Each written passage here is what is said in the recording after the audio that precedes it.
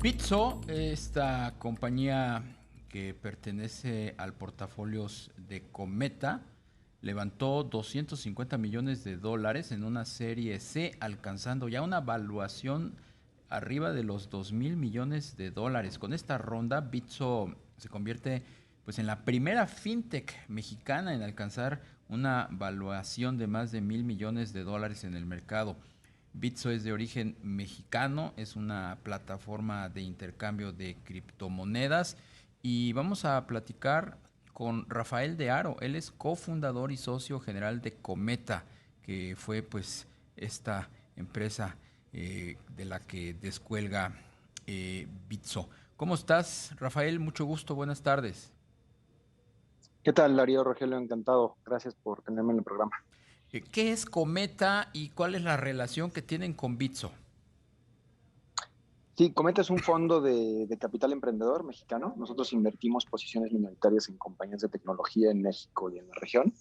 Y Bitso es una de las inversiones del segundo fondo de Cometa. Daniel, Pablo y Ben nos invitaron en 2016 a participar en una de sus rondas institucionales y nosotros invertimos desde entonces con ellos.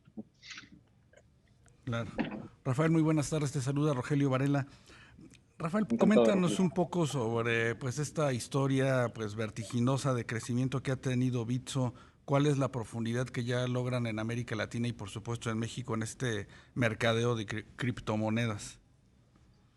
Sí, es la primera plataforma de intercambio de criptomonedas en México y hoy la más grande y segura de América Latina.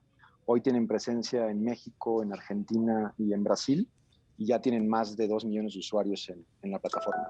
Y sí, ha sido un crecimiento, como bien dices, vertiginoso en cuanto la aceleración, pero muy ordenado, de hecho, liderado por un equipo de clase mundial ahí en Bitso, ¿no? ¿Quiénes son los que están invirtiendo en Bitso y cuáles son las expectativas o perspectivas que tienen en el mediano plazo? Sí, nosotros invertimos en la primera ronda institucional de Bitso de la mano de otros inversionistas ángeles y del extranjero. Y luego ha tenido varias rondas subsecuentes en las que se han ido haciendo de nuevos socios más grandes y más relevantes. Esta última ronda lideraron dos fondos globales de nombre Tiger y Quatú, y también participaron otros fondos de talla internacional en la ronda, ¿no? Entonces ha sido digamos que desde el punto de vista de capital también ha sido un crecimiento acelerado y se han hecho de muy buenos socios en el trayecto. Claro.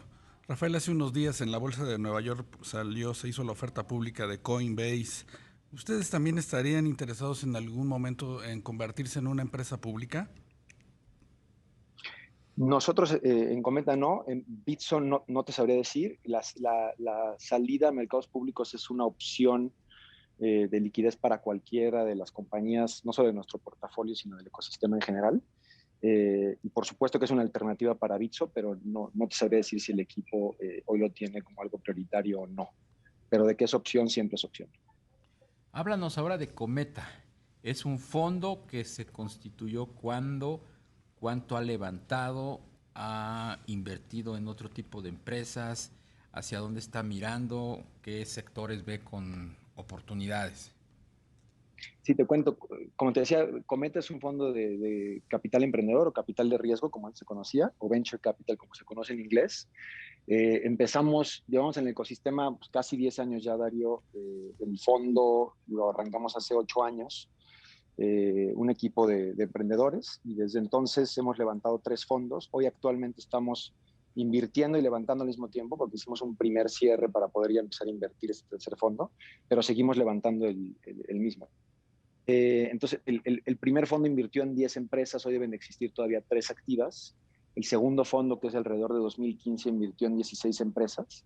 Entre esas están con otras compañías de fintech, además de Bitso, como Conecta, que es una empresa de pagos, o Quesky, que es una empresa de crédito a consumo.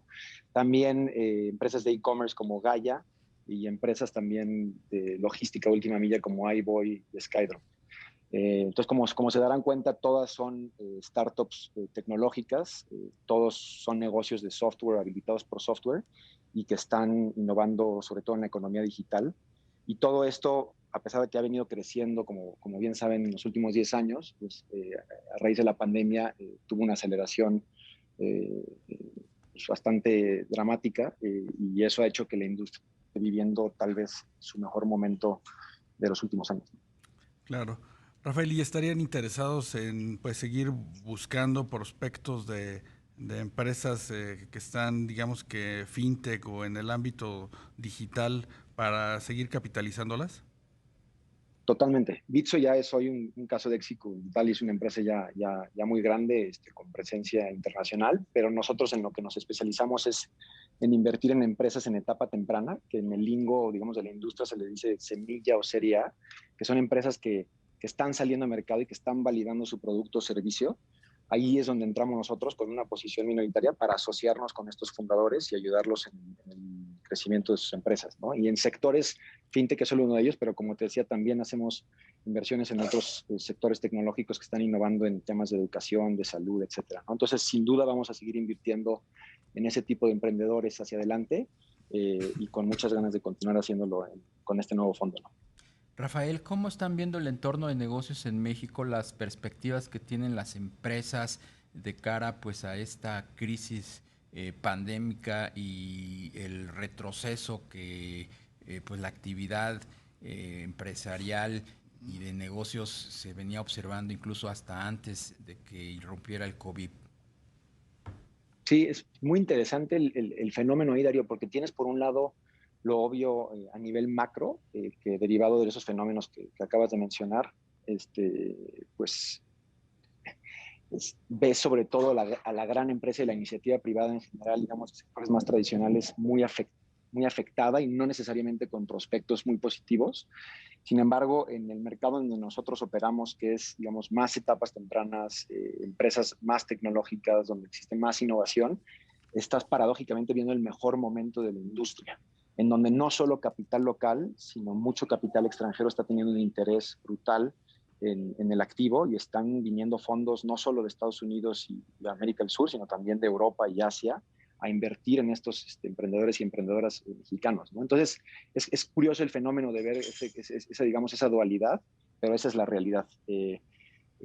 Yo creo que tiene que ver un poco con el sector que es tecnológico, y es decir, tú puedes invertir hoy en una emprendedora mexicana que está construyendo una solución de software para atender cierto mercado, y rápidamente puede crecer hacia otros países, ¿no? Entonces puede expandir a Colombia, a Perú, incluso a Estados Unidos y Europa, que no es lo mismo con empresas en otras industrias. Entonces, ese puede ser tal vez una de las explicaciones de por qué sí estás viendo mucho apetito, interés y crecimiento en nuestra industria, a diferencia de las industrias más tradicionales.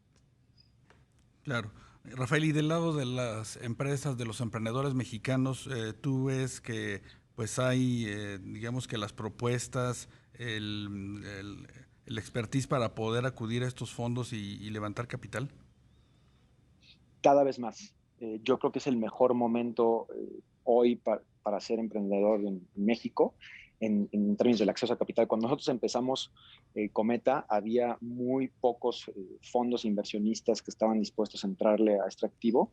Hoy, afortunadamente, eso ha mejorado mucho. Creo que nos queda mucho camino por recorrer, pero gracias a que ha habido iniciativas locales, más apetito, y digamos que yo te diría como un perfil de riesgo distinto de los jóvenes mexicanos que se avientan a emprender antes.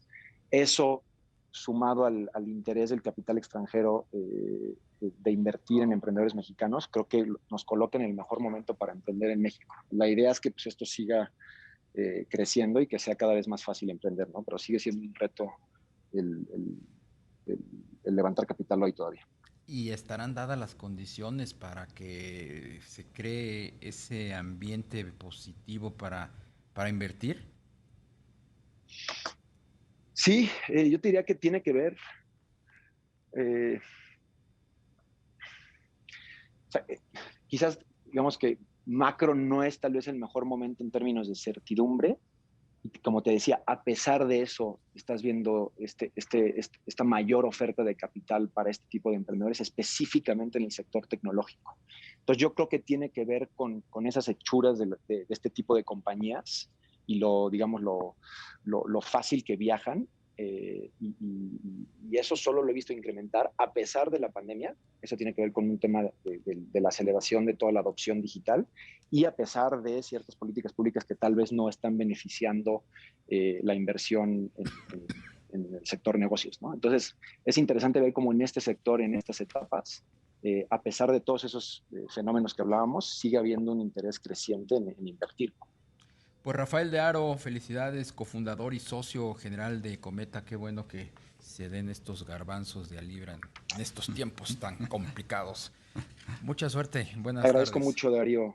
Gracias, Rogelio. Que estén muy bien. Hasta luego. Igualmente.